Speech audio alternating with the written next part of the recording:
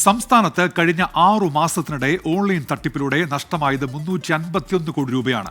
പണം നഷ്ടമായത് സംബന്ധിച്ച് 19,927 പരാതികൾ പോലീസിന് കിട്ടി. നഷ്ടമായ പണത്തിൽ 54 കോടി 79 ലക്ഷം രൂപ കേരള പോലീസ് തിരികെ പിടിച്ചു. ആൻമരിയ സണ്ണി വിവരങ്ങളുമായി ഇപ്പോൾ ചേരുന്നുണ്ട് കൊച്ചിയിൽ നിന്ന്. ആൻമരിയ, ആ കണക്കുകൾ എങ്ങനെയാണ്?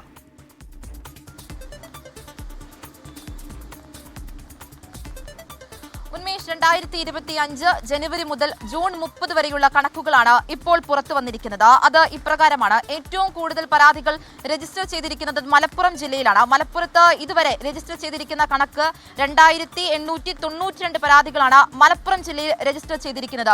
അതിനുശേഷം വന്നാൽ എറണാകുളമാണ്. എറണാകുളത്ത് രജിസ്റ്റർ ചെയ്തിരിക്കുന്നത് 2268 പരാതികളാണ് എറണാകുളം ജില്ലയിൽ രജിസ്റ്റർ ചെയ്തിരിക്കുന്നത്.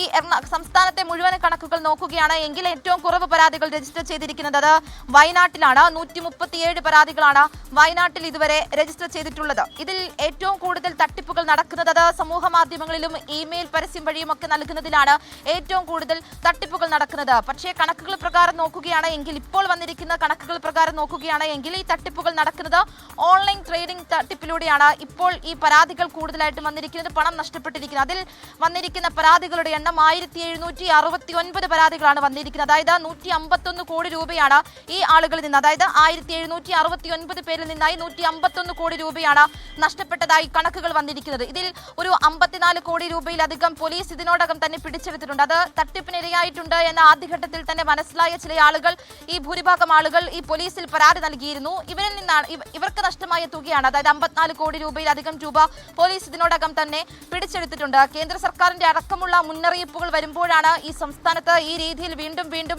തട്ടിപ്പുകൾ നടക്കുന്നത്. 2024 സമാനമായിട്ടുള്ള വലിയ തരത്തിലുള്ള തട്ടിപ്പുകൾ പുറത്തു വന്നതാണ്. അതിന്റെ കണക്കുകളും നേരത്തെ തന്നെ പുറത്തു വന്നിട്ടുള്ളതാണ്. 700 കോടി രൂപയിലധികം 2024 ഡിജിറ്റൽ തട്ടിപ്പുകളിലൂടെ പണം നഷ്ടപ്പെട്ടിട്ടുണ്ടായിരുന്നു. അപ്പോൾ ഈ രീതിയിൽ തട്ടിപ്പുകളുടെ എണ്ണം, ഈ പലതരത്തിലുള്ള മുന്നറിയിപ്പ് നൽകുമ്പോഴും തട്ടിപ്പുകളുടെ എണ്ണം കൂടുന്നത് കൊണ്ട് ജാഗ്രത പാലിക്കണമെന്നാണ് പോലീസും പറയുന്നത്. ഉന്മേഷ്, ശരി. ആൻമരിയ സണ്ണിയാണ് ഇപ്പോൾ കൊച്ചിയിൽ നിന്ന് വാർത്തയുടെ വിശദാംശങ്ങൾ നൽകിയത്.